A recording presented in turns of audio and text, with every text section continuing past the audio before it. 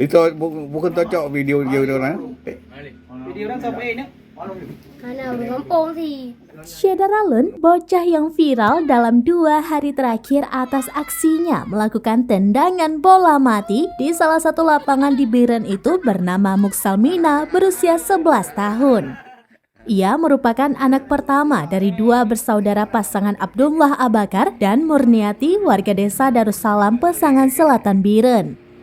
Desa tersebut berjarak sekitar 32 km arah selatan ke De Pesangan atau berjarak sekitar 45 km dari Biren.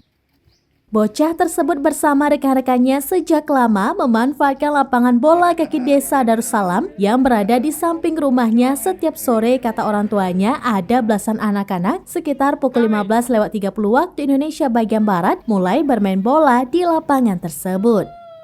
Sekitar pukul 16.30 waktu Indonesia bagian Barat, mereka tidak main lagi karena lapangan dipakai para pemuda dan warga setempat untuk bermain bola.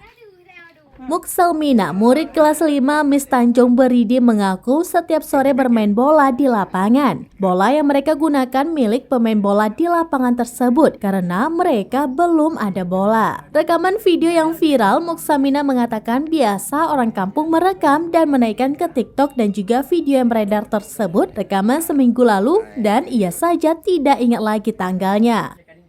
Saat bertemu Srambines.com, ada beberapa anak yang bermain bola bersama Muksalmina, yaitu Muhammad Hadi berusia 10 tahun, Fajar Al-Farisi berusia 10 tahun, jurnalis berusia 11 tahun. Dan ada beberapa lainnya yang mungkin sedang membantu orang tua di sawah.